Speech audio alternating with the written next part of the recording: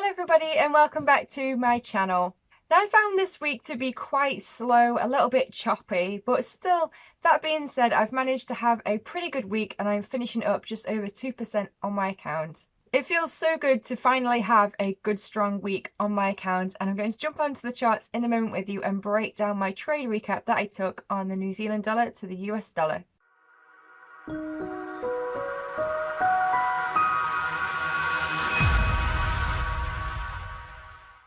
Hey guys, so just before I dive into this trade recap, I just want to share a quick disclaimer just in case you're new to my channel. So on Mindfully Trading, I share my journey as I grow and develop trading Forex.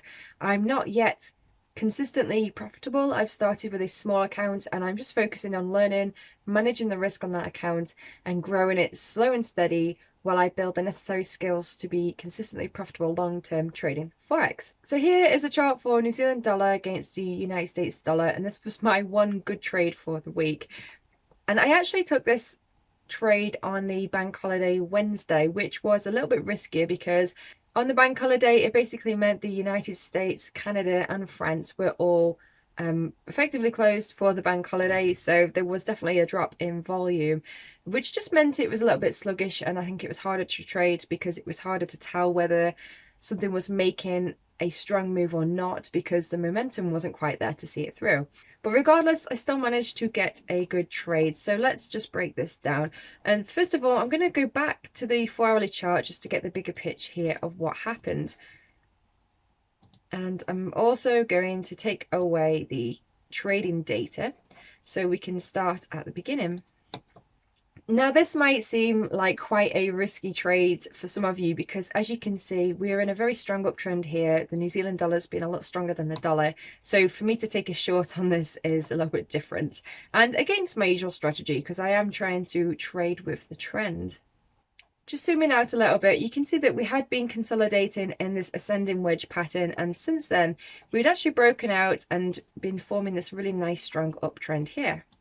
Now, the reason that I did decide to go short on this, there was a couple of reasons really. I was referring to the daily chart. So at the time I took this trade, the daily chart had made a big strong green candle, which meant for me, for what I could see from looking at previous candles, it felt like it had made a really big strong move up and it was less likely to continue going higher. So I felt like it was at a good range to be able to get a bounce to the downside.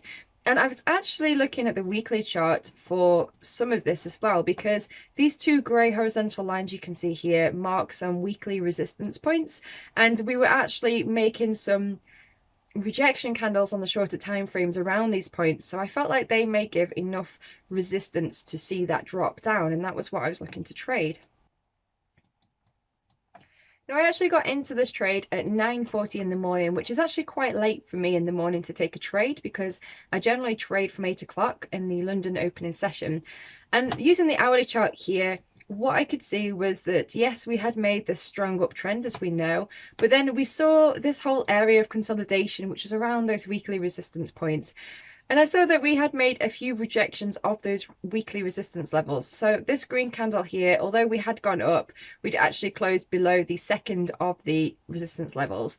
And then we'd consolidated underneath. We'd formed another candle here, as you can see, but it was more bearish, that again closed below and made this big rejection of the wick. And then we'd kind of consolidated down here and formed some sort of support for another move up. And this to me was forming this M pattern where we try to test it once, consolidated to find some support, try to test it again. And what I was looking for on that second tap was some obvious form of rejection of that level, because then I was looking to go short to trade the move down. Now, although I got into this trade at 20 to 10, so it was before the hour closed, I was watching the active hourly candle and I could see that we were struggling to get above it, and then it started to drop, and I was using a combination of the hourly, the 30-minute and the 15-minute all together to see how price action was reacting around this resistance level here. And just dropping onto the 5 minute chart now just to see the price action in more detail. I'd used these different lines, as you can see, just to help gauge where price action was going. And I did actually tell myself that I was looking to get into this trade at the 0.6894 level, which is just below the second of those weekly resistance lines. And what I wanted to see was that we were going to retest that level and that it was going to reject. And that's pretty much what we got on this 5 minute chart. Although it's not an obvious candlestick signal that I like to use, like a bearish or bullish engulfing or a pin bar, I still felt that this was a strong green candle up, followed by a strong red candle down. And like I said before, together with the 15-minute, the 30-minute and the hourly time frame, and also the 4-hourly time frame, because at this point there was only 20 minutes remaining of that candle, which was an inside bar. So I was using them all together to make the judgment to get into this trade. Just shifting to the 15-minute chart here. As I got into this trade, I used a 15 pip stop, and that was basically placed just above the high of this move just to allow for any kind of slippage. And originally I was looking to make a 3%, a 3R profit on this trade, which was down here. However, I decided to edit this trade as I was in the trade, which might sound bad because you're editing your plan, but actually sometimes it's necessary. And in this case, I'm glad I did, because if I didn't, it would have actually turned around and hit my stop. So just going through this trade now on the 15-minute chart, pretty much once I got into this trade, it started to come down quite nicely into profit. I saw some consolidation just above the first of the weekly resistance lines, which I wasn't really surprised about. I thought that we might see that and that we might see another pop up to retest where my entry was. But eventually we did get a nice breakthrough here. Price action then consolidated around this level here, again just retesting those resistance levels. And as it was coming down near where I did get out of the trade, I was thinking about obviously getting out of the trade, and the reason that I decided to change my plan was for a few reasons. So firstly, I was aware that, as I said before, this currency pair has been in a strong uptrend and I was trading against the trend, so I didn't want to overstay my welcome. I felt like there was a good chance it was just pulling back to find some strength to move back up, and I didn't want to be caught in that. So that was the main reason why I got out of this. And the second reason was because it was the bank holiday, it was a lot slower, there wasn't much momentum, which made it harder to gauge where the strength was. So these two factors combined, together with the fact that I was around about break even on the week when I took this trade, because it has been a slow week for me, I felt like the wise thing to do would just be to take the profit and walk away.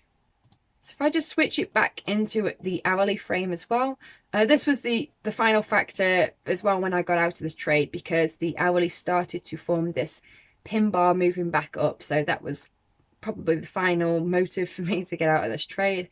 And then just moving it onwards now from 1 o'clock in the afternoon on Wednesday, we did consolidate a little bit. It came down again, but at this point I was already out of the trade. So I got out pretty much on that candle there. And then during the evening, moving into the Asian session, it did start to move back up, and price action actually broke the high of those weekly resistance lines that I'd plotted. And this was where I was really quite happy with my decision, because if I'd left my original profit target at 3% and walked away from this trade, as you can see, it would have actually stopped me out. So I think I made the right decision there. I'm quite happy with that. And looking back at this now, although this hourly candle was at 1 in the morning during the Asian session, I think that this candle would have been a really nice candle to get in on for the same trade pattern, really, just waiting for that large time frame confirmation, because it's retested the highs. We've got this huge wick rejection here, and now price action is coming back down, where I imagine today it's probably going to keep coming back down to give some pullback on the 4-hourly time frame. Unfortunately, I missed this second trade. You can't get them all, can you? So just before you go, guys, just to share with you my trading log for this week. So I've taken it easy this week. I've relaxed into it. I really enjoyed it. I've actually only traded 2 days this week, but in those days, as you can see from these 2 different colours, I did take quite a few trades. I did really try, but just wasn't happening for quite a few of them. I mean, on the Tuesday here, I actually took 5 different trades and I made a whopping 20 pence. But I was quite grateful just to be green that day. And then on Wednesday the 11th, the bank holiday, I took a few different trades. I was being, I think, overly cautious to manage my risk, because after I got an initial push from my entry, I was raising my stop to break even. And on 2 of those trades, I got stopped out, and then it actually went and it would have won. So I would have done better just leaving those trades. But I think it's better to just be a little bit too cautious sometimes, especially when there are different factors like the fact that it's a bank holiday. But in the end, it was nice to obviously get my winning trade. So I'm finishing this week up £8.11, which is really good after the previous week where I took a big loss on that Monday. So I'm down 33 pence. I'm basically break even on my account as it stands today. So I'm going to take it easy this weekend and hopefully come back next week with the same focus and discipline and mindfulness so that I can trade the best and leave the rest. So have a great weekend, guys. If you've enjoyed the video, drop me a like and don't forget to subscribe below, and I'll catch you on the next video. Thank you. Bye.